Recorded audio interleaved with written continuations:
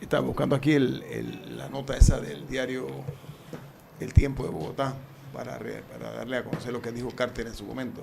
Bueno, don Francisco Bustamante, bienvenido aquí en Familia Según en su casa. Oiga, está latente la preocupación justificada de cómo la economía de Panamá se ha ido de a mucho o de a poco enfriando. Es una realidad. El señor Murga siempre pone el ejemplo de la cantidad de locales que dicen se alquila, se vende, cierre de negocios. Usted como hombre que estuvo en un alto cargo también en una de estas organizaciones, organismos de estos financieros internacionales, ¿cuál es su visión profesionalmente hablando? Sí, mira, yo siempre digo que la economía es 50% hechos, 50% percepción. No es una ciencia exacta, es un arte. Tú no puedes garantizar de que una medida exactamente va a producir un determinado efecto. Y hay muchos factores de conducta y de expectativa de las personas que influyen en lo que sucede. Durante la época del presidente Martinelli, él recibió un gobierno con una tasa de crecimiento alta, a pesar que venía la crisis del 2008. Martín Torrijos le deja un gobierno bastante muy saneado, finanzas, muy saneado. ¿No? Yo diría que el gobierno de Martín Torrijos, yo no vivía en Panamá, no viví esa época. En esa época. Yo vivía en México. ¿Estabas trabajando ya con el...? Estaba con el BID, estaba encargado de las okay. reformas, una serie de reformas financieras que se estaban haciendo, ¿no? Entonces, creo que Martín Torrijos es un gobierno saneado, con dinero en caja, con una deuda manejable y con una ley de responsabilidad social fiscal que regulaba el buen ejercicio del gasto público. ¿Qué no dejó? Dejó una reforma del Seguro Social básica que tenía que ser fortalecida y mejorada. No se atrevió, además, y casi se cae Martín Torrijos en aquel momento. Y después él mismo la reformó, ¿no? Sí, pues tuvo que hacerlo, pero él sabía que tenía que hacerse. Sí. ¿Qué no deja Martín Torrijos? Que es una de las cosas que es la última que estoy mandando por ahí. La gestión presupuestaria sigue siendo de gasto, no de resultados. ¿Qué significa eso? Que el gobierno dice, este es el presupuesto más alto de la historia, gastamos tanto, ejecutamos tanto. Pero el gobierno jamás te dice a ti, con el presupuesto en educación, mejoramos el rendimiento de los muchachos en tanto por ciento. Con el presupuesto en salud, bajamos la mortalidad o la morbilidad o las enfermedades epidémicas. No te dice eso, no medimos resultados, medimos cuánto gastamos. Eso es relevante y es supremamente importante porque la buena gestión del gasto público es tan importante como la recaudación fiscal. Entonces tú ves que el gasto no se mide en qué se gastó ni qué reprodujo, sino cuánto gastamos. Entonces ese es un pendiente que está en la mesa que no se ha podido lograr. Y es un cambio... ¿Hay países que lo hacen así? Hay muchos países, Chile, Colombia, Perú ha hecho grandes avances en ese tema. Te mandé ayer un documento del BID justamente analizando esos casos. Panamá está atrasado y curiosamente los países que tienen abundancia de recursos son los que menos lo hacen. El ejemplo que me mandaste de Perú es gráfico. Es gráfico. Sí. Los países que tienen pocos recursos se ven obligados a ser más eficientes, otros dicen lo contrario. No, los países donde los contribuyentes ponen su riqueza, ¿no? Claro, los países que contribuyen mucho con los impuestos exigen una rendición de cuentas. Entonces, hay enfoque y enfoque. Panamá está en una relación poco real, poco determinada, ¿no? No he terminado de analizarlo bien en ese caso.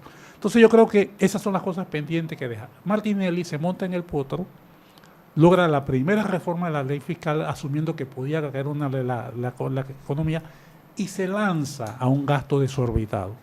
Eso se llama calentó la economía. Eso produce una alza de precios, produce una euforia, todo el mundo se lanza a construir, a producir. Mira, hace 6 años yo sabía que venía una oferta hotelera. Y yo no soy hotelero, pero solo por los números. Inclusive un hotelero que me presentó un caso que quería que invirtiera en ese caso, me dice a mí, yo sé que en 6, 7 años va a haber una sobreoferta, entonces ¿para qué te vas a meter en eso? Todo el mundo lo hizo. Hoy día los hoteles lloran que tenemos baja ocupación. Es que no ha crecido el turismo por problemas de tasas de cambio, que Panamá se ha puesto caro, más el encarecimiento de la economía, más los pasajes aéreos, que es un abuso lo que pasa en este país con los pasajes aéreos, ¿ves? Entonces, y además sobredimensionaste los hoteles. Entonces tiene un problema de ocupación. Así pasó en la economía. Nos sobredimensionamos en oficinas, en apartamentos, en hoteles.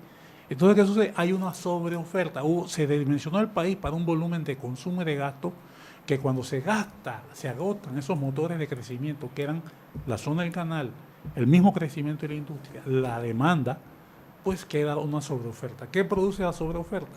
Trajiste gente, porque faltaba gente a llenar espacio. Entonces el país dice, ¿qué hago ahora? Los bancos no pueden bajar los precios porque si empiezan a bajar los precios, ellos prestaron con un determinado costo, si lo hacen empiezan a botar, a perder dinero.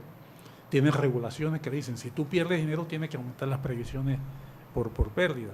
Entonces comienza a caer necesariamente en lo que llama una ralentización, una desaceleración de la economía, hasta que vuelva a haber un repunte por nuevos inversiones. Esto se agrava con el problema de la economía internacional. Estados Unidos comienza a vivir una etapa donde dice, yo quiero traer los capitales norteamericanos que están afuera, los quiero traer, y toma medidas muy inteligentes. Baja los impuestos a esos capitales afuera, de 45% lo bajó a 25%, una barbaridad. No hay penalidades, tráelo, ponte al día en tus cosas, ¿ves? Y sube las tasas de interés, porque ¿qué sucede dentro de Estados Unidos?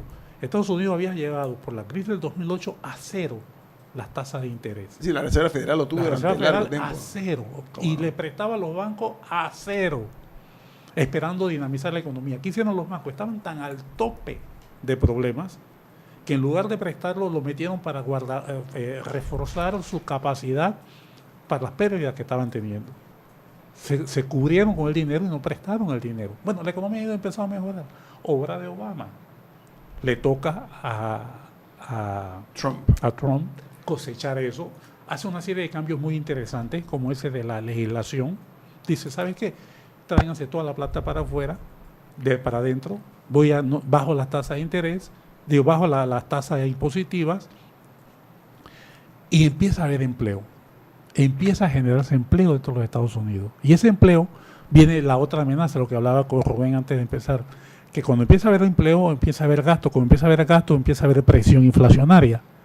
Y uno de los objetivos del Federal Reserve Bank es controlar la inflación. Entonces, comienzan a subir la tasa de interés previendo una baja en la tasa de inflación. Eso tiene una cantidad de cambios. El primer efecto es que centros bancarios como Panamá, que compite por traer dinero, tiene que subir sus tasas de interés para poder mantener los depósitos que ya tiene y para atraer depósitos que están buscando donde les rentan más. Entonces eso va a provocar una alza en las tasas de interés en Panamá. Pero no son las tasas pasivas las que pagan, las primeras que suben. Las primeras que suben son las tasas activas, las que cobra. Entonces, por ejemplo, los préstamos van a tener un aumento en las tasas de interés en 30, 60, 90 días. ¿Y esto puede afectar a la gente que ya tiene hipotecas? Puede afectarlo. Sí, claro. ¿Sí? Puede afectarlo. Los bancos pueden cambiar pueden cambiarlo. Pero sin embargo, yo te quiero decir una cosa. Cuando se pusieron los subsidios a la tasa de interés estaba en 12, 14%. Tú y yo pagamos esa tasa por nuestra casa. Hoy día las tasas están en 4%, más el subsidio quedan en 6, quedan en 4.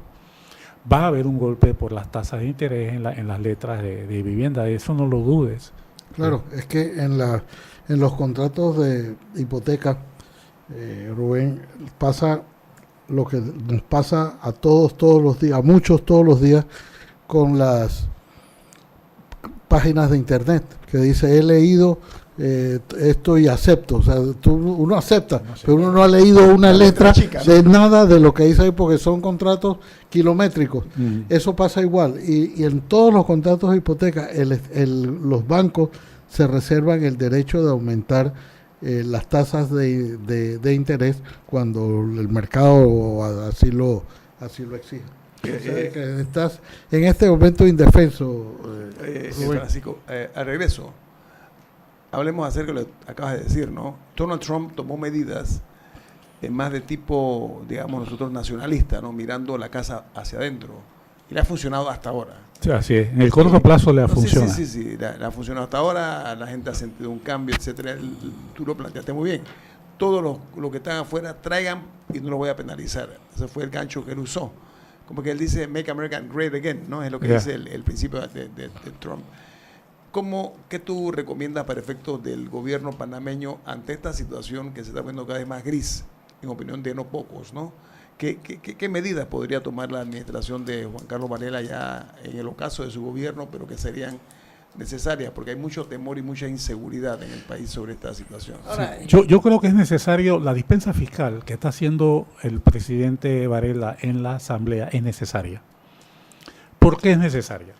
Mi opinión personal, y aquí viene la crítica, es que cuando se negoció la deuda, la convención colectiva de Suntrax, el gobierno aceptó el mayor costo en el aumento salarial en las obras públicas. Eso lo hizo un ministro de Trabajo, que yo no sé si él estaba autorizado por gabinete a negociar esos cambios. Debería haber estado. ¿Ve? Yo no sé si lo estaba. No sé si lo podía hacer legalmente. Pero el Estado aceptó en esa mesa de mediación, que no era parte, el gobierno era mediador, el gobierno quedó cargando con el mayor costo del alza del laboral que hubo en las obras públicas. Eso inmediatamente golpea las obras que están en ejecución. Si tú tienes que, viene un aumento de costo, creo que era el 14% en la mano de obra, y encima de eso tienes una recaudación fiscal que está cayendo porque sobreestimaste los ingresos, obviamente tienes un problema. Lo peor que puedes hacer es parar las obras. A ese ministro yo le pediría cuenta si actuó sin autorización. Y si lo hizo autorizado, vaya a ver lo que pasó. ¿O quién dio la orden? ¿O quién dio la orden? La cosa es que tenemos un problema y no puedes parar las obras. El otro día escuché a una diputada diciendo una barbaridad en la Asamblea, diciendo que si le cortan a uno, nos corten a todos por igual. Esa es la estupidez mayor que yo he escuchado. Eso es no saber gestionar por resultados un país. Eso es decirle, los proyectos que funcionan, le voy a quitar 10%. Y los que no funcionan, le quito 10% y todo el mundo contento. No, señor. A los que no funcionan hay que quitarle. Vamos Y mantener a los que funcionan. Hablemos de eso, Francisco, a regreso, porque creo que es importante los malos criterios, los malos juicios que a veces se aplican a estas cosas. Viene más aquí en Info Análisis, un programa para la gente pensante, así como usted.